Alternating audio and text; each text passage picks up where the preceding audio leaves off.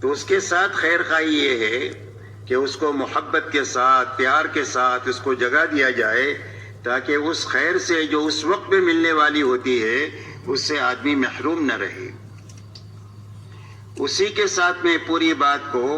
دھیان اور توجہ سے سننا کہ جسم بھی یہاں ہے اور دل دماغ بھی یہاں ہے، اس لیے کہ دل دماغ یہاں نہیں ہوگا، جسم یہاں ہوگا تو بھی بات اپنی جگہ پہنچے گی نہیں۔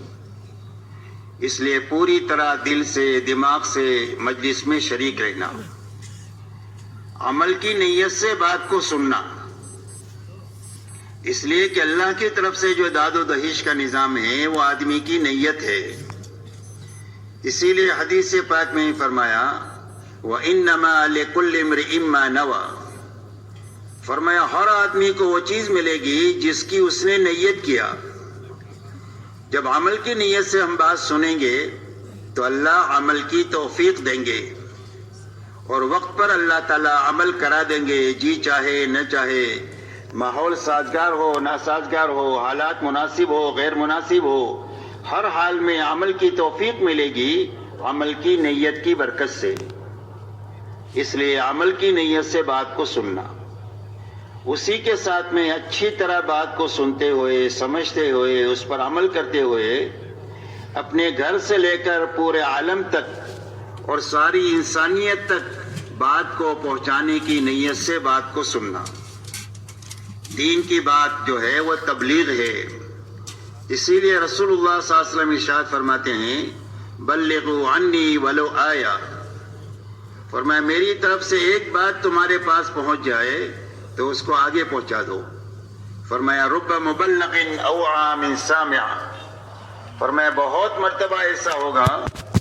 کہ پہنچانے والے آدمی سے جس کو بات پہنچائی گئی ہے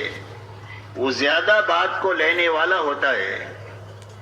اور اس نے اپنے آپ زندگی میں عمل میں لاتے ہوئے اس نے 1000 آدمیوں کے تک بات پہنچا دی، تو اس کو ایک آدمی کے پہنچانے کا بھی ثواب ملے گا اور 1000 آدمیوں تک پہنچانے کا ثواب بھی ملے گا، اس لیے کہ یہ ذریعہ بنا اس کا۔ اس لیے دنیا میں پورے عالم میں اور ساری انسانیت تک بات کو پہنچانے کی نیت سے بات کو سننا۔ اب پورا عالم تو بہت بڑا ہے، کئی سو ملک ہے، اور دنیا میں تو 800 کروڑ انسان ہیں، تو ایک آدمی اپنی چھوٹی زندگی میں پوری دنیا میں اور سارے انسانوں تک کیسے جا سکتا ہے؟ تو پورے عالم میں اور انسانیت تک جانے کا کیا راستہ؟ فرمایا پورے عالم میں جانے کا اور ساری انسانیت تک پہنچنے کا راستہ یہ ہے کہ اپنی زندگی میں جہاں تک اور جتنوں تک جا سکتے ہیں بات کو لے کر ان تک جانا، اور جہاں تک نہیں جا سکے اور جتنے لوگوں تک نہیں پہنچ سکے وہاں تک بات کو پہنچانے کے لیے اپنی زندگی میں کام کرنے والے بہترین آدمی تیار کر کے دنیا سے جانا۔ یہ محنت کا رخ ہے، کام کو صحیح طریقے سے سمجھنا، اس کو اچھی طرح اپنی زندگی میں عملی طور پر لانا اور پوری دنیا میں پہنچانا، اور پہنچانے کے لیے جتنا کر سکتے ہیں اتنا کرنا، اور آگے کے کام کے لیے اپنی زندگی میں کام کرنے والے آدمی تیار کرنا۔ یہ محنت کا صحیح رخ ہے جو حضور پاک صلی اللہ علیہ وسلم نے اختیار فرمایا۔ اللہ تعالیٰ نے آپ کو ایک بڑا کام لے کر دنیا میں بھیجا تھا، آپ کی محنت کا میدان پورا عالم تھا اور ساری انسانیت تھی اور قیامت تک کا زمانہ تھا، اب آپ کے بعد کوئی نبی نہیں آئیں گے، تو اتنا بڑا کام لے کر اللہ تعالیٰ نے آپ کو دنیا میں بھیجا، اور اتنے بڑے کام پر قابو پانے کے لیے آپ کو صرف 23 سال کا زمانہ دیا گیا۔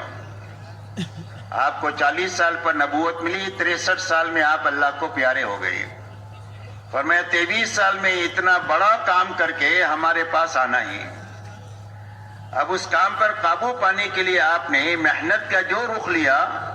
قیامت تک کے لیے امت کے لیے وہی نمونہ ہے۔ اب حضور پاک صلی اللہ علیہ وسلم نے اتنے بڑے کام پر قابو پانے کے لیے اپنے بس کی پوری طاقت لگا دیا، اور طاقت لگا کر آپ نے پورے حجاز میں کام فرمایا اور کام کیا۔ آپ کا لمبے میں لمبا سفر جو ہے وہ تبوک تک کا ہے، باقی پورا عالم آپ کی محنت کا میدان ہے۔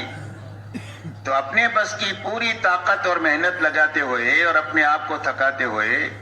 آپ نے 23 سال میں 1.25 لاکھ صحابہ کا مجمع تیار فرمایا،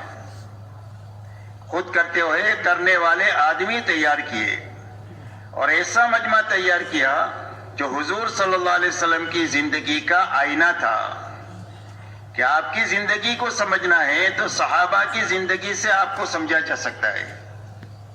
اسی لیے صحابہ کا تعارف 2 جملوں میں ہوتا ہے، فرسان بالنہار و رہبان باللیل، بسام بالنہار و بکاء باللیل۔ فرمایا صحابہ کون ہیں؟ فرمایا دن کے شہ سوار ہیں اور راتوں کے عبادت گزار ہیں۔ دن کو گھوڑے کی پشت پر بیٹھ کر پوری دنیا میں پھر رہے ہیں، لوگوں کو اللہ کی پہچان کرنے کے لیے کہ اللہ کون ہے اور کیسے ہیں، اور اللہ کی پہچان کراتے ہیں، اللہ کا تعارف کراتے ہیں، اللہ کی شانیں سمجھاتے ہیں تاکہ لوگ اللہ سے جڑے اور دنیا سے کٹے۔ اور فرمایا راتوں کے یہ عبادت گزار ہے، کانوا قلیلا من اللیل ما یہجعون وبالاسحار هم یستغفرون۔ فرمایا رات کو یہ لوگ بہت کم سوتے ہیں اور رات کو آخر راتوں میں اٹھ کر اللہ کے سامنے کر کے مٹ کے تھک کر اللہ کے سامنے استغفار کرتے ہیں کہ اللہ جو کام کرنے کا حق تھا وہ تو حق ہم سے ادا نہیں ہوا۔ فرمایا بسام من نہار و بکاء باللیل، دن کو حشاش بشاش اللہ کے دین کا کام کرنے والے تھے اور راتوں کو اللہ کے سامنے بہت زیادہ رونے والے تھے، اور یہی دونوں صفتیں حضور صلی اللہ علیہ وسلم کی پوری زندگی رہی۔ اسی لیے آپ کا پورا دن دعوت اور تعلیم کے لیے اور اللہ کی مخلوق کو سنبھالنے کے لیے، اور آپ کی رات کا بڑا حصہ اللہ کے سامنے مناجات کے لیے، دعا کے لیے، نماز کے لیے اور آہوزاری کے لیے اور قرآن پاک کو ترتیل کے ساتھ پڑھنے کے لیے۔ یہاں تک کہ رات کو آپ اتنا لمبا قیام فرماتے تھے کہ آپ کے پیروں پر ورم آ جاتا تھا، اور یوں آتا ہے کتابوں میں کہ آپ کے سینے سے رونے کی آواز ایسی آتی تھی جیسے ہنڈیا کے ابلنے کی آواز آتی۔ یہ آپ کا دن ہے، یہ آپ کا رات ہے، اور یہی دونوں چیزیں آپ کے مجمع میں منتقل ہوئی، اور آپ نے حجاز میں کام کرتے ہوئے جب یہ مجمع بنایا تو یہ مجمع بات کو لے کر دنیا میں گیا اور اپنی قبریں دنیا میں بنائی، اور صحابہ کرام رضی اللہ عنہ مجمعین نے اپنے ہاتھوں تابعین کا مجمع بنایا۔ تابعین صحابہ کے ہاتھوں تیار ہوئے، لاکھوں تابعین، اور تابعین کے ہاتھوں تبع تابعین کا مجمع تیار ہوا، لاکھوں تبع تابعین تیار ہوئے۔ اس کے بعد اللہ تعالیٰ نے اولیاء اللہ کا ایسا سلسلہ دنیا میں چلایا کہ ایک ایک ولی کے ہاتھوں لاکھوں آدمی دنیا کے اندر میں دین پر آئے اور اللہ کی طرف آئے اور جنت کی طرف آئے، یہاں تک کہ اللہ تعالیٰ نے پوری امت پر مہربانی کرنے کے لیے اور پوری انسانیت پر احسان کرنے کے لیے اللہ تعالیٰ نے ہمارے زمانے میں محنت کا وہ رخ عطا فرمایا جو رخ حضور صلی اللہ علیہ وسلم کے زمانے میں اللہ نے قائم فرمایا تھا۔ آپ کے زمانے میں محنت کا یہ رخ تھا کہ جو آپ کی دعوت پر ایمان میں داخل ہوتا تھا وہ آپ کے ساتھ آپ کی محنت میں شریک ہو جاتا تھا، یہاں تک کہ 23 سالہ دور نبوت میں جتنے ایمان کی طرف آئے وہ سارے ایمان والے آپ کے ساتھ آپ کے دین میں بھی شریک ہے، آپ کی محنت میں بھی پورے شریک ہے، یہاں تک کہ دین کی محنت کے لیے جوان ہیں تو دین کی محنت میں ہے، بوڑھے ہیں تو دین کی محنت میں ہے، مالدار ہے تو غریب ہے تو تاجر ہے تو کسان ہے تو مزدور ہے تو مرد ہے تو عورتیں ہیں تو غرض یہ کہ امت کے تمام طبقات کے تمام افراد آپ کے ساتھ آپ کی محنت میں شریک تھے، یہاں تک کہ ہر ایک کا جذبہ یہ تھا کہ ہمارا دین محفوظ رہنا چاہیے اور ہمارا دین دنیا میں پھیلنا اور پھولنا چاہیے، اور دنیا کے ہر کچے پکے مکان میں یہ دین پہنچنا چاہیے تاکہ انسانیت تباہی سے بچ کر کے ہمیشہ ہمیشہ کی آبادی کے اندر میں چلی جائے، اس فکر کے ساتھ 100% ایمان والے جینے والے تھے، اور اس کے لیے جس طاقت کی، جس جان کی، جس مال کی، جس وقت کی ضرورت تھی وہ خوشی خوشی پیش کرنے والے تھے۔ ایسا کام کا رخ اللہ نے حضور صلی اللہ علیہ وسلم کے زمانے میں قائم فرمایا۔ اللہ تعالیٰ نے امت پر مہربانی فرما کر اور انسانیت پر احسان فرما کر ہمارے زمانے میں محنت کا وہ رخ اللہ نے عطا فرمایا۔ آپ دیکھیں اتنا بڑا مجمع پورے ملک کے اور پورے عالم سے یہاں پر جو آیا ہوا ہے، صرف اللہ کے دین کے لیے آیا ہے، اور کوئی غرض نہیں ہے یہاں پر آنے کی، نہ کچھ لینا ہے نہ کسی کو کچھ دینا ہے، صرف دین کے لیے آئے ہیں، اور آنے والے امت کے مختلف طبقات سے متعلق ہے، جس میں جوان بھی ہے، بوڑھے بھی ہے، مالدار بھی ہے، غریب بھی ہے، بیمار بھی ہے، تندرست بھی ہے، شہری بھی ہے، دیہاتی بھی ہے، پڑھے لکھے بھی ہے، ان پڑھ بھی ہے۔ غرض یہ کہ پوری امت اللہ کے دین کے لیے، دین کے کام پر مجتمع ہے، اور ایسا طاقتور کام اللہ نے عطا فرمایا کہ ایک آدمی صحیح محنت کو اپنا لے اور صحیح فکر اپنا لے اور اس پر اپنی دعا کی اور محنت کی طاقت لگا دے تو پورے گاؤں کو، پورے شہر کو، پورے ملک کو، پوری یونیورسٹی کو ایک بچہ صحیح رخ پر لانے کا ذریعہ بن جاوے۔ آپ کو دنیا میں سینکڑوں مثالیں ایسی ملے گی کہ گاؤں میں ایک معمولی آدمی نے دعوت کے کام کو صحیح رخ سے لیا، صحیح فکر، صحیح محنت لگائی، صحیح دعا کی طاقت لگائی تو پورے گاؤں کا رخ جو ہے وہ دینداری کی طرف لے آیا اور دعوت کی طرف لے آیا۔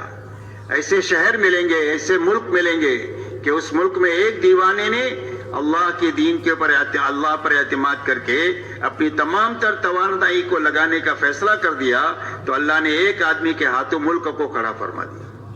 اس لیے میرے دوستو، اللہ نے ایک بڑا کام ہمیں عطا فرمایا ہے، ہمیں اس کام کو اچھی طرح سمجھنا ہے اور اچھی طرح کرنا ہے، اور اچھی طرح کر رہے ہوئے اچھی طرح کرنے والے آدمی تیار کرنا ہے۔ اور سمجھنے کے معنی پہلی بات تو یہ ہے کہ سمجھنا ہے کہ اس محنت کو اچھی طرح کرنے کے نتیجے میں اللہ تعالیٰ کام کی سمجھ ہمارے دلوں میں پیدا فرما دے، یعنی کام پر یقین پیدا فرما دے۔ مولانا الیاس صاحب رحمۃ اللہ علیہ ایک مرتبہ اپنے مجمع سے بات کر رہے تھے، بات پوری کرنے کے بعد یہ فرمایا، کیوں بات بھائی سمجھ میں آ گئی؟ تو مجمع نے کہا بات سمجھ میں آ گئی۔ تو مولانا نے یہ فرمایا بات سمجھ میں نہیں آئی ہے، سننے میں آئی ہے، اور سمجھ میں آنا کس کو کہتے ہیں؟ اگر یہ سمجھ میں نہ ہے تو مسجد کے باہر چلے جاؤ اور وہاں جا کر کے دنیا داروں کو دیکھو جن کو اپنی اپنی دنیا سمجھ میں آئی ہوئی ہے۔ اسی لیے ہر آدمی اپنی دنیا کے کاموں میں پوری زندگی لگا ہوا ہے اور ہر حال میں لگا ہوا ہے، خوشی ہو، غمی ہو، بیماری ہو، تندرستی ہو، بارش ہو، سردی ہو، گرمی ہو، ہر حال میں اپنے کام میں لگا ہوا ہے اور پوری زندگی لگا ہوا ہے، اور اگر کوئی تعریف کرے تو بھی لگا ہوا ہے، کوئی برائی کرے تو بھی لگا ہوا ہے، اس لیے کہ ہر ایک کو وہ کام سمجھ میں آ گیا ہے، اپنا اپنا کام۔ اور سمجھ میں آنے کی بنیاد یہ ہے کہ ہر آدمی کا یقین یہ دل میں بنا ہوا ہے کہ میری زندگی میں جو ضرورتیں بھی پیش آئے گی، سوئی سے لے کر بچوں کی شادی تک، مکان خریدنے تک، گاڑی لینے تک، جو بھی ضرورتیں پیش آئے گی وہ ساری ضرورتوں کا انتظام میرے اس مشغلے سے ہوگا، یہ یقین اس کی استقامت کا ذریعہ ہے۔ اسی طرح میرے دوستو، اس محنت میں اچھی طرح لگنے کے نتیجے میں اور اچھی طرح کرنے کے نتیجے میں کام کرنے والے کا یقین یہ بنے کہ میری زندگی کے ہر چھوٹے بڑے مسائل اور میری دنیا اور آخرت کے ہر چھوٹے بڑے انفرادی اجتماعی مسائل اللہ اس محنت کے ذریعے سے حل فرما دیں گے۔ سیرت کی روشنی میں یہ بات ہم کو سمجھ میں آ جائے، اس لیے کہ یہ بات سمجھ میں اور یقین کے درجے میں بات آئے گی تو ہی زندگی بھر اس کام کو کرنا آسان ہوگا، ورنہ پکڑنا چھوڑنا ہوگا، کیا چھوڑ دیا، کیا چھوڑ دیا، کیا چھوڑ دیا۔ اس طرح پکڑنے چھوڑنے سے کام نہیں ہوتا ہے، بلکہ کام میں مستقل طور پر لگے رہنے کے نتیجے میں اور آگے بڑھتے رہنے کے نتیجے ہی سے کام ہوتا ہے. اسی لیے آپ کی محنت میں جو آئے صحابہ وہ کام میں لگے رہے اور اپنے آپ کو تقاضوں پر چلاتے رہے، یہاں تک کہ 23 سالہ دور نبوت میں ایک ایسا مجمع تیار ہو گیا کہ جس مجمع کو دیکھ کر اسلام کو سمجھا جا سکتا ہے اور اسلام کو اپنایا جا سکتا ہے. یہ حضور صلی اللہ علیہ وسلم نے فرمایا کہ میرے سارے صحابہ ستاروں کے مانند ہیں، جن کے پیچھے بھی تم چلو گے وہ تم کو اللہ تک اور جنت تک پہنچا دیں گے. تو اتنا بڑا کام ہوا وہ لگے رہنے کی وجہ سے ہوا. اس لیے میرے دوستو پورا مجمع یہ طے کریں کہ اس کام کو اچھی طرح سمجھنا ہے، کہ بھئی سمجھنا ہے اور اچھی طرح اس کو کرنا ہے، اور اچھی طرح کرتے ہوئے اچھی طرح کرنے والے آدمی تیار کر کے دنیا سے جانا ہے، تاکہ جیے تو اطمینان سے جیے اور مرے تو اطمینان سے مرے. ایک باپ اپنی اولاد کو اپنی زندگی میں کاروبار سنبھالتا ہوا دیکھ لیتا ہے، فیکٹری سنبھالتا ہوا دیکھ لیتا ہے تو اطمینان سے جی بھی لیتا ہے، اطمینان سے مر بھی جاتا ہے کہ کوئی بات نہیں، میرے جینے مرنے سے میرے کاروبار کو کوئی فرق نہیں پڑے گا، میرے بچوں نے سنبھال لیا ہے. اسی طرح ہماری ہر مسجد میں، ہمارے ہر محلے میں، ہمارے ہر گاؤں میں اور ہمارے ہر شہر میں اور ہمارے دنیا کے ہر ملک میں ایک معتدی مجمع دعوت اور تبلیغ کا ایسا ہونا چاہیے جو کام کو اچھی طرح سمجھا ہوا ہو، اچھی طرح کرنے والا ہو، اور ایسا اچھی طرح کرنے والا ہو کہ اس کے ہاتھوں نیا نیا مجمع کام میں آتا چلا جائے تاکہ ہم جیے تو اطمینان سے جیے اور مرے تو اطمینان کے ساتھ مرے کہ ہمارے جینے مرنے سے کوئی فرق نہیں پڑے گا. کام کے سنبھالنے والے گاؤں سے لے کر عالم میں کھڑے ہو گئے. کیوں بھائی اس طرح کریں گے انشاءاللہ. اللہ ہمارے سب کے لیے آسان فرمائے.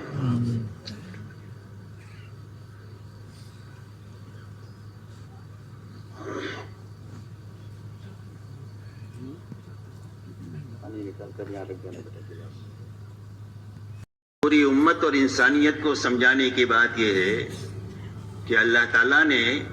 روئے زمین پر بسنے والے ہر ایک مرد اور ہر ایک عورت کی دنیا اور آخرت کے بنانے کے لیے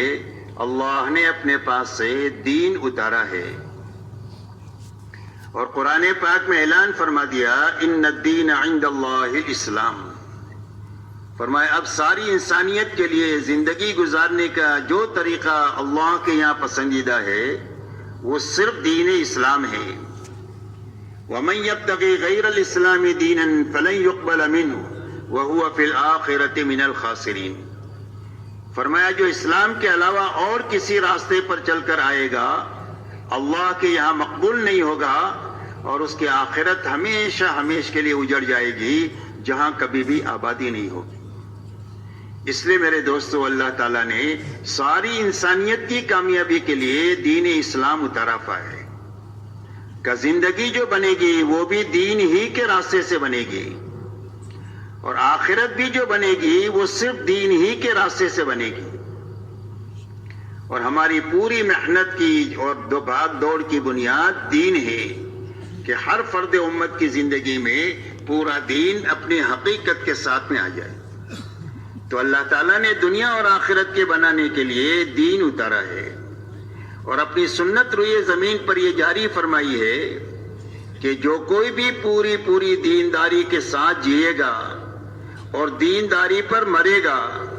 اللہ اس کی دنیا بھی اچھے سے اچھی بنا دیں گے اور اس کی آخرت جنت کی شکل میں ایسی بنا دیں گے کہ جس کے بعد کبھی بھی بربادی نہیں ہوگی، ہمیشہ آباد ہی آبادی رہے گی. اور جو بے دینی کے ساتھ زندگی گزارے چاہے دنیاوی اعتبار سے کتنے ہی بڑے نقشوں کے مالک کیوں نہ ہو اور جو بے دینی پر مرے تو اللہ نتیجتاً اس کی دنیا بھی اجاڑ دیں گے اور آخرت ایسی اجڑے گی جہنم کی شکل میں کہ اس کے بعد کبھی بھی آبادی نہیں ہوگی. یہ اللہ کی طرف سے ایسی پکی ٹھکی سنت ہے کہ جس میں کبھی بھی تبدیلی نہیں ہوگی. وَلَن تَجِدَ لِسُنَّتِ اللَّهِ تَبْدِيلًا وَلَن تَجِدَ لِسُنَّتِ اللَّهِ تَحْوِيلًا. فرمایا اللہ کی سنت کو کبھی بدلتا ہوا نہیں پائیں گے. اس لیے یہ سمجھنے کی ہے اور پوری امت اور انسانیت کو سمجھانے کی ہے کہ اللہ کے یہاں کامیابی کا سبب حقیقی صرف دین ہے. رہا دنیا میں جتنے اسباب ہیں جس میں روزی روٹی کی تلاش میں لوگ لگتے ہیں، تجارت ہے، کھیتی ہے، ملازمت ہے، مزدوری ہے، ڈاکٹری ہے، انجینئرنگ ہے، سائنس ہے، حکومت ہے، یہ جتنے اسباب ہیں، ایسا ہی دنیا میں جتنے اچھے برے حالات انسانوں پر آتے ہیں انفرادی اجتماعی طور پر، کبھی خوشی ہے، کبھی غمی ہے، کبھی بیماری ہے، کبھی تندرستی ہے، کبھی راحت ہے، کبھی تکلیف ہے، کبھی مالداری ہے، کبھی غریبی ہے۔ غرض یہ ہے کہ یہ جتنے حالات اور اسباب ہے اس کا تعلق نہ تو کامیابی کے ساتھ ہے اور نہ تو ناکامی کے ساتھ ہے۔ کوئی سبب کامیابی کے لیے نہیں ہے اور کوئی سبب ناکامی کے لیے نہیں ہے، کوئی بھی حال کامیابی کے لیے نہیں ہے اور کوئی حال ناکامی کے لیے نہیں ہے، بلکہ یہ جتنے اسباب اور حالات ہیں یہ صرف امتحان کے لیے ہے اور دنیاوی زندگی کے گزارے کے لیے ہے۔ اللہ تعالیٰ ہر ایک انسان کو چھوٹے بڑے سبب میں اپنے علم اور حکمت کے ساتھ رکھ کر یہ آزمانا چاہتے ہیں کہ اس سبب میں رہ کر یہ حکم کا پابند ہوتا ہے اور یہ طریقے کا پابند ہوتا ہے یا اپنے خواہش کے تابع ہو کر زندگی گزارتا ہے۔ جو حال بھی اللہ کی طرف سے آیا ہے اس حال میں یہ حکم پورا کرتا ہے یا اپنی خواہش پر چلتا ہے، اس امتحان کے لیے اللہ نے اسباب اور حالات کو پیدا کیا۔ ان اسباب اور حالات میں کامیابی اللہ کے دینے سے آئے گی اور اس میں ناکامی بھی اللہ ہی کے دینے سے آئے گی۔ کامیابی کے آنے کا راستہ ان اسباب میں اور حالات میں حکم کو پورا کرنا ہے اور نبی کے طریقے پر چلنا ہے، اور ناکامی کا راستہ خواہش پر چلنا ہے، منمانی پر چلنا ہے، اور دنیا میں جینے کے دو ہی راستے ہیں، تیسرا کوئی راستہ نہیں ہے۔ ایک راستہ حکموں والا راستہ ہے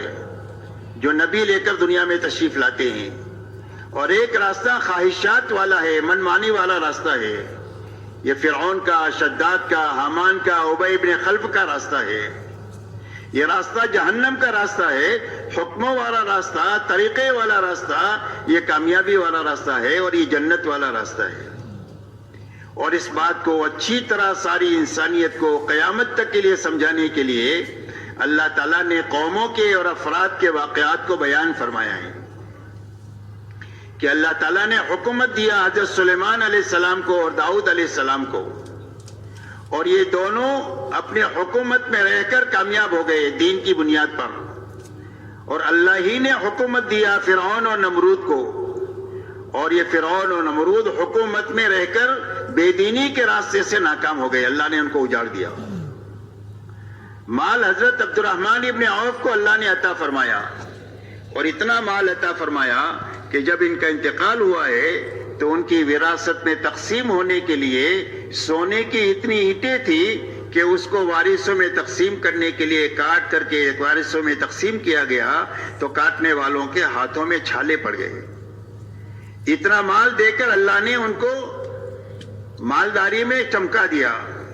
اور ان 10 صحابہ میں سے وہ ہے جن کو اللہ کے نبی صلی اللہ علیہ وسلم نے دنیا ہی میں جنت کی بشارت عطا فرمائی۔ دوسری طرف اللہ نے قارون کو مال دیا، اور اس قارون نے مال میں بے دینی کا راستہ اپنایا تو اللہ تعالیٰ نے اس کو مال کے نقشے میں رہ کر زمین میں دھسا دیا، اور یہ قیامت تک زمین میں دھستا ہی چلا جائے گا۔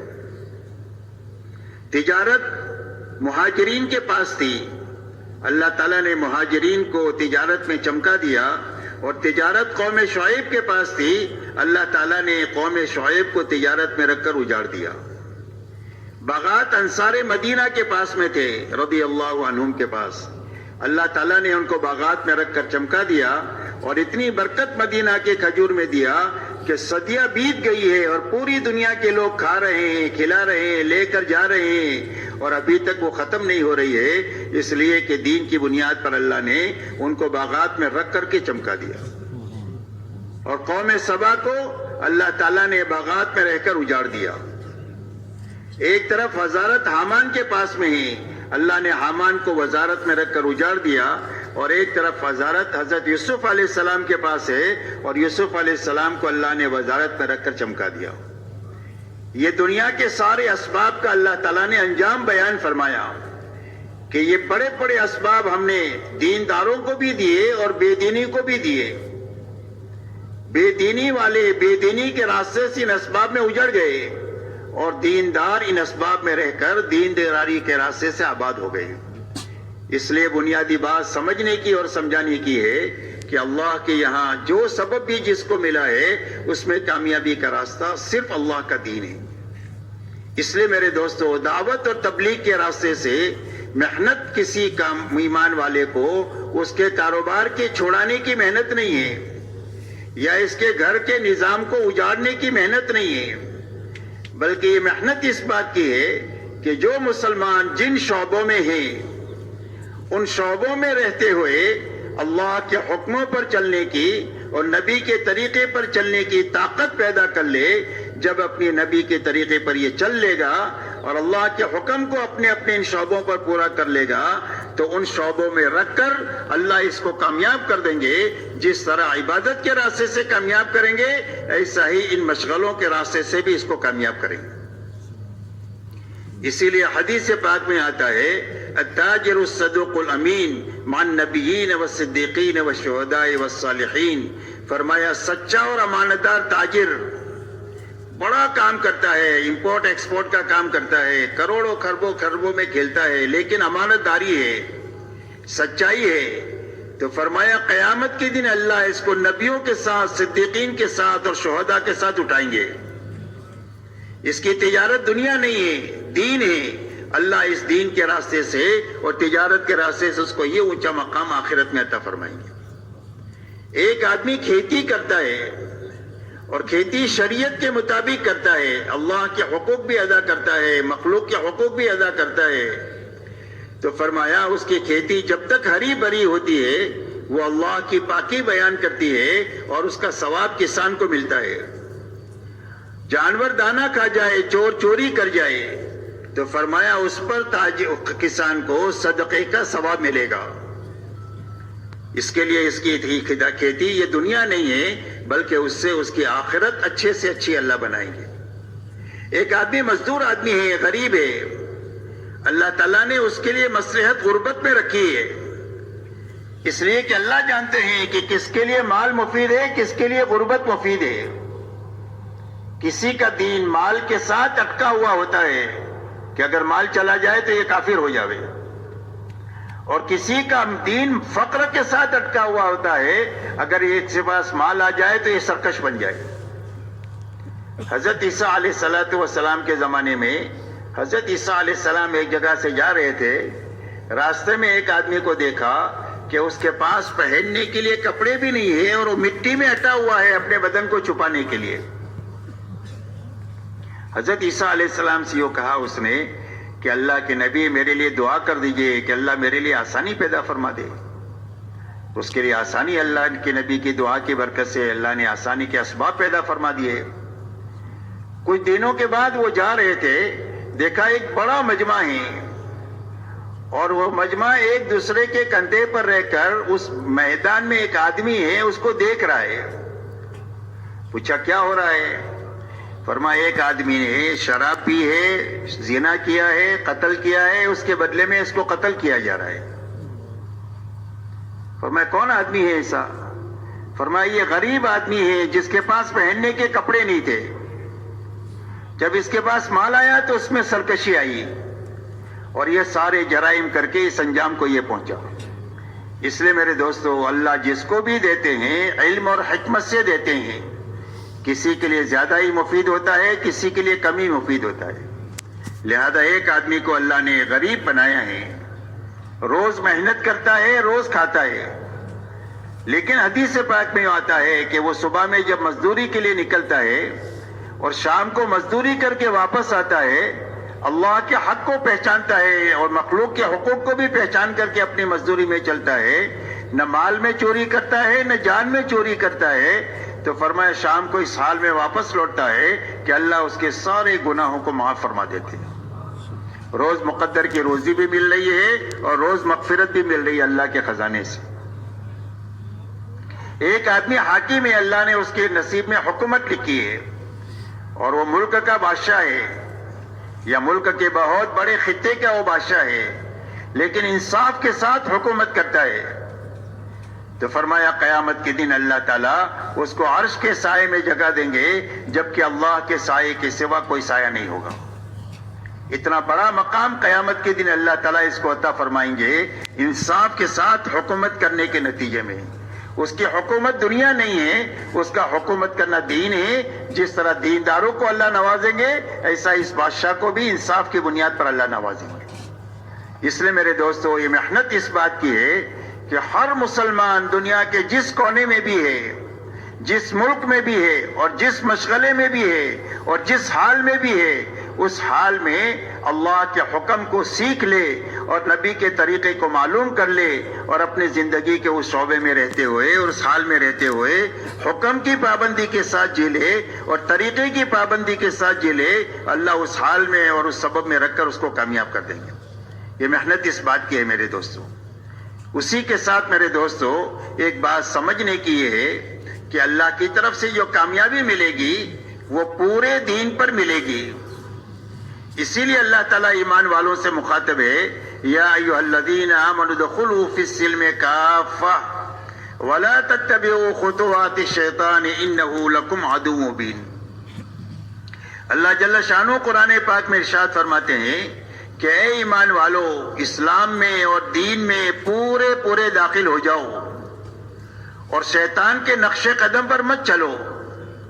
اس لیے کہ شیطان تمہارا کھلا ہوا دشمن ہے۔ جب زندگی میں دین پورا ہوگا تو اللہ کی طرف سے وعدے سارے قرآن میں کیے ہوئے پورے ہو جائیں گے، اور اللہ تعالیٰ کامیابی کے اسباب دنیا میں پیدا فرما کر ان کو کامیاب کر دیں گے۔ اور جب زندگی میں دین ادھورا ہوگا تو دنیا میں نقد مصیبتیں آئے گی۔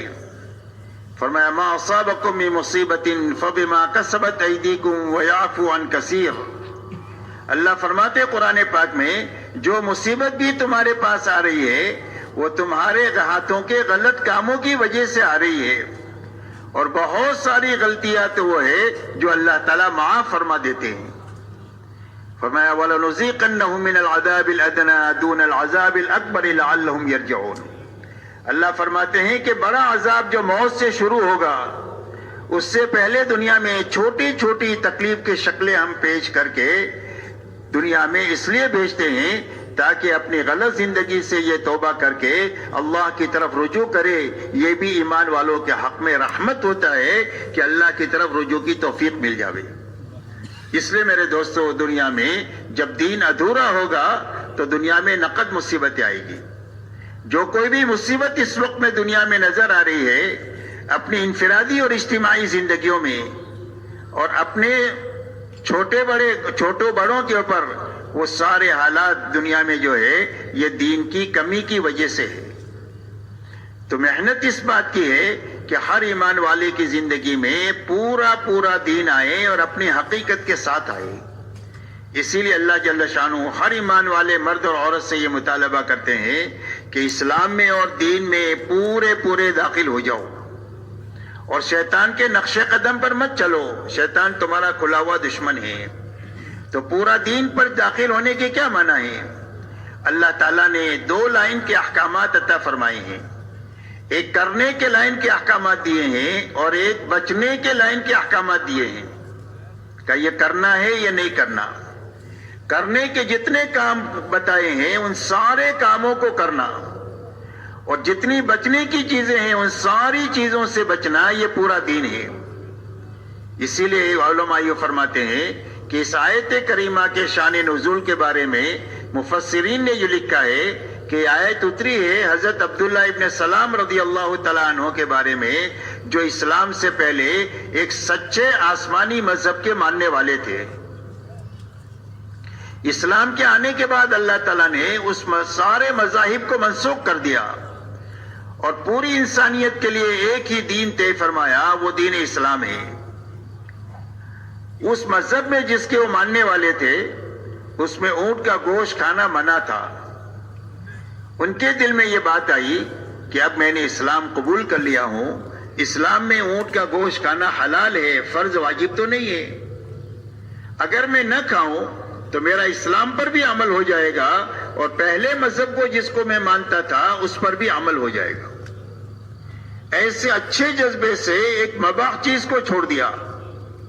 کوئی فرض نہیں چھوڑا, کوئی واجب نہیں چھوڑا, کوئی گناہ کا کام نہیں کیا, ایک مباح چیز کو چھوڑ دیا.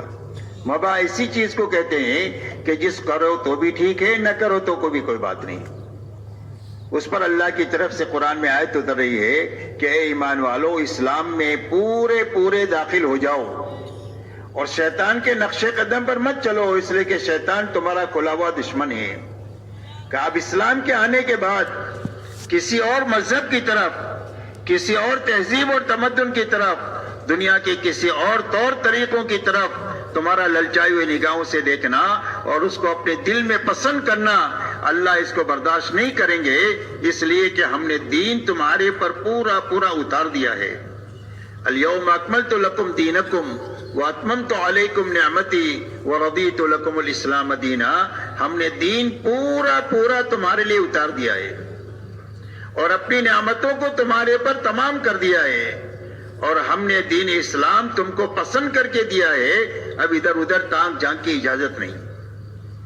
کہ بھئی مجمع جاگ رہا ہے کہ سو رہا ہے. جاگ رہا ہے ماشاءاللہ. لیکن یہاں پر میں اوپر بیٹھا ہوں نا, مشورے سے مجھے اوپر بٹھایا ہے, تو نظر آتا ہے کون جاگ رہا ہے کون سو رہا ہے. تو اس کے لیے آپ حضرات سے ہماری درخواست ہے کہ بھئی آنکھیں کھولیں اور جاگ کر پوری بات سنیں. پوری بات سننا ضروری ہے. ہر مجلس کا رنگ الگ ہوتا ہے, ہر مجلس میں ضروری باتیں الگ ہوتی ہے. وہ ساری مل کر اجتماع کے ختم پر کام کی ایک شکل ذہنوں میں بنے گی. دوستو ویڈیو کو شیئر اور اگر مجلس سے ایسی ضائع ہو گئی تو پھر آخر میں جا کر جیسے آئے تھے ایسا ہی واپس ہو جائیں گے. اس لیے ایک بڑے کام کے لیے ہم سب جمع ہوئے ہیں, اور اتنا بڑا انتظام ایک بڑے کام کے لیے ہے. اور کام یہ ہے کہ ہماری زندگی مقصد پر آئے کہ اللہ تعالیٰ نے ہم کو دنیا میں کیوں پیدا کیا ہے. اور مقصد دین ہے, دین کی محنت ہے, عبادت ہے اور دعوت ہے. اللہ کے کلمے کو زندگی میں لانا ہے اور پوری دنیا میں زندہ ہو جائے, اس کی محنت ہے. یہ ہماری زندگی کا مقصد ہے. اسی کے لیے اللہ نے دنیا میں ہم کو پیدا کیا ہے. اس لیے میرے محترم بزرگوں دوستو, یہ محنت دعوت اور تبلیغ کی اس بات کی ہے کہ ہر ایمان والے کی زندگی میں پورے دین پر چلنے کی طاقت پیدا ہو جائے. اس لیے کہ معلومات کی کمی نہیں ہے اور دین پر چلنے کے وسائل کی کمی نہیں ہے. مسجد بھی ہے, مدرسہ بھی ہے, علماء کرام بھی ہے, ہر زبان میں دینی کتابیں بھی ہے, سارے وسائل ہیں دین پر چلنے کے, اور معلومات بھی ہے کہ یہ فرض ہے, یہ واجب ہے, یہ حلال ہے, یہ حرام ہے. لیکن اندر میں طاقت نہ ہونے کی وجہ سے زندگیوں میں اس پر عمل نہیں ہے. اچھے سے اچھا بیج ہے لیکن زمین میں استعداد نہیں ہے بیج اگانے کی, جس کے نتیجے میں کتنا بھی اچھا بیج آپ ڈالیں گے تو اگے گا نہیں. اس لیے میرے دوستو, یہ پوری امت میں طاقت پیدا کرنے کا کام ہے کہ فرائض پر کھڑا ہونے کی طاقت پیدا ہو جائے اور حرام سے بچنے کی طاقت پیدا ہو جائے, اور ہر ایمان والے کو اپنی دینی کمی کا پتہ لگ جائے کہ میری زندگی میں بڑی خامیاں ہیں اور میری زندگی میں بڑی کمزوریاں ہیں, اور یہ کمزوری دور ہونی چاہیے اور موت سے پہلے دور ہونی چاہیے, اور یہ خامیاں دور ہونی چاہیے اور موت سے پہلے دور ہونا چاہیے. ورنہ موت کے بعد اتنا پچھتانا پڑے گا کہ آدمی خون کے آنسو روئے گا لیکن اس کے آنسوؤں کا پوچھنے والا کوئی نہیں ہوگا. تو یہ خامی کا پتہ چلے اور کمزوری کا پتہ چلے, اس کے لیے تبلیغ ہے. اسی لیے نکلنے کے لیے کہا جاتا ہے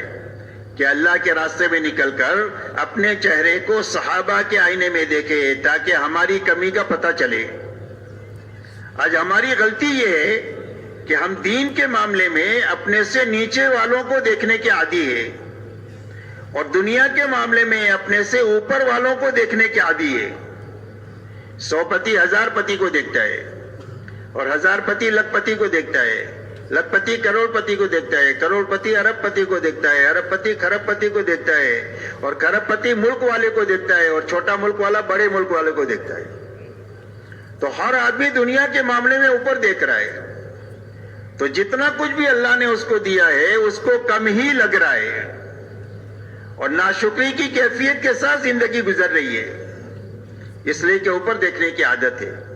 اور دین کے معاملے میں ہمارا معمول یہ بنا ہوا ہے کہ ہم دین کے معاملے میں اپنے سے نیچے والوں کو دیکھنے کے عادی بن گئے ہیں اور اپنے ماحول کو دیکھ کر اسلام کو اور دین کو سمجھنے کی کوشش کرتے ہیں۔ اس کے لیے آدمی پر اپنی غلطی واضح نہیں ہوتی ہے، بلکہ آدمی کو دھوکہ لگ جاتا ہے کہ میں بھی تو دیندار ہوں، اور اس کی وجہ یہ ہے کہ دین کے معاملے میں اپنے سے کمتر لوگوں کو ہم دیکھتے ہیں۔ ایک آدمی 5 وقت کا نمازی ہے تو وہ 3 وقت والے کو دیکھتا ہے کہ میں تو الحمدللہ 5 وقت کا نمازی ہوں، بہت سارے مسلمان صرف 3 ہی وقت کے پڑھتے ہیں، میں تو ان سے بہت اچھا ہوں۔ اور 3 وقت والے جمعہ والوں کو دیکھتے ہیں کہ ہم تو 3 وقت کی پڑھتے ہیں، بہت سارے مسلمان صرف جمعہ مسجد میں آتے ہیں، اور جمعہ والے ان کو دیکھتے ہیں جو جمعہ بھی نہیں پڑھتے، بولے بہت سارے مسلمان تو وہ ہے جو جمعہ بھی نہیں پڑھتے، ہم تو جمعہ کی نماز تو پڑھ لیتے ہیں، ہم تو بہت اچھے ہیں۔ اور جو جمعہ کی نماز بھی نہیں پڑھتے ہیں وہ دیکھتے ہیں ان کو جو شرابی کبابی ہیں کہ بھئی ہم نمازی تو نہیں پڑھتے ہیں، باقی ہم شرابی کبابی تھوڑی ہے۔ بہت سارے مسلمانوں کو دیکھو پتہ نہیں کن کن غلطیوں میں ہے، آپ تو ان کو جا کر کے سمجھاؤ ہم تو بہت اچھے لوگ ہیں۔ اور اگر ان کے پاس آپ جاؤ تو کہیں گے کہ کلمہ تو ہم پڑھتے ہیں، جنت تو ہماری ہے۔ آپ تو ان لوگوں کو جا کر کے دعوت دو جو کو کلمہ نہیں جانتے اور کلمے والے نہیں ہیں، ہم تو ان سے بہت اچھے ہیں۔ تو جو جس بے دینی میں ہے اس کو اپنی بے دینی کا کمی کا پتہ نہیں ہے، اور جب دینی کمی کا پتہ نہیں ہے تو اس کے دور کرنے کی فکر بھی نہیں ہے۔ حالانکہ میرے دوستو یہ بے فکری بہت اچھی بات نہیں ہے، یہ بے فکری بالکل خالی ہونے کی علامت ہے کہ اندر کچھ نہیں ہے، ورنہ جب جیب میں پیسہ ہوتا ہے تو آدمی کو فکر ہوتی ہے کہ کوئی اڑا نہ لے جائے۔ صحابہ کے بارے میں ہر وقت میں وہ اپنے دین کے بارے میں فکر مند تھے۔ ایک تابعی فرماتے ہیں کہ میری 30 صحابہ سے ملاقات ہوئی، ان سب کو میں نے روتے ہوئے پایا اور وہ سارے اپنے اوپر نفاق کا ڈر کرتے تھے کہ کہیں ہم منافق نہ ہو۔ صحابیت کے مقام پر کوئی دنیا کا بڑے سے بڑا ولی پہنچ نہیں سکتا، اس مقام کے لوگ اپنے بارے میں فکر مند تھے کہ کہیں ہماری نفاق پر موت نہ آئے۔ اس لیے میرے محترم دوستو، دعوت اور تبلیغ کی محنت اس بات کی ہے کہ ہر آدمی اپنے اس غلط ماحول سے نکل کر ایک پاکیزہ ماحول میں آ کر اپنے چہرے کو صحابہ کے آئینے میں دیکھے، تاکہ اس کی زندگی میں شکر اور صبر کی کیفیت پیدا ہو۔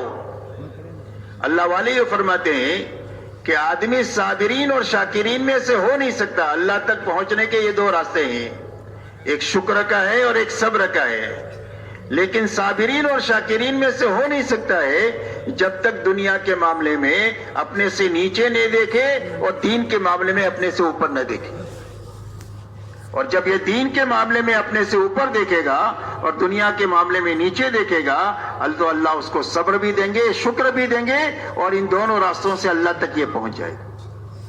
اس لیے میرے دوستو یہ محنت اس بات کی ہے کہ ہر ایمان والا اپنے غلط ماحول سے، جہاں غلط دیکھنے کا عادی بن چکا ہے، وہاں سے نکل کر کے ایک پاکیزہ ماحول میں آئے جو مسجد کا ماحول ہے، اور وہاں پر 24 گھنٹے اعمال کی ایک فضا ہوتی ہے، اس فضا میں آ کر کے اپنے اندر میں پورے دین پر چلنے کی طاقت پیدا کریں۔ جب طاقت پیدا ہو جائے گی تو زندگی میں دین آ جائے گا۔ حضور صلی اللہ علیہ وسلم نے پوری امت میں پہلے محنت کر کے طاقت پیدا کیا حکموں پر چلنے کی، اور جب حکم پر چلنے کی طاقت پیدا ہو گئی، اب اللہ کی طرف سے جو احکامات آئے وہ سارے احکامات پر عمل جو ہے وہ آسان ہو گئی۔ اس لیے میرے دوستو اپنی زندگی کو صحابہ کے آئینے میں دیکھنے کے لیے تبلیغ ہے کہ ہر آدمی اللہ کے راستے میں نکل کر اپنے آپ کو صحابہ کے آئینے میں دیکھے، اس لیے کہ حق مقید ہے آپ کے ساتھ اور آپ کے صحابہ کے ساتھ۔ حضور صلی اللہ علیہ وسلم سے پوچھا گیا کہ حق کیا ہے؟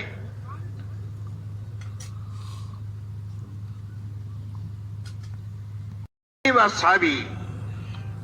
فرمایا حق وہ ہے جس پر میں ہوں اور میرے صحابہ ہیں، اور فرمایا اس امت میں 72-73 فرقے ہوں گے اور سارے جہنم میں جائیں گے سوائے ایک کے۔ فرمایا کون جنت میں جائے گا؟ فرمایا جو میرے نقش و قدم پر ہے اور میرے صحابہ کے نقش و قدم پر ہے وہ جنت میں جائے گا۔ اس لیے میرے محترم دوستو، حضور پاک صلی اللہ علیہ وسلم نے اپنی ذات کو اور صحابہ کو حق کا معیار بنایا ہے کہ قیامت تک کسی کو حق سمجھنا ہے اور دین سمجھنا ہے اور دین کی محنت کا صحیح رخ سمجھنا ہے تو اس کے لیے نمونہ حضور صلی اللہ علیہ وسلم اور صحابہ کی جماعت ہے،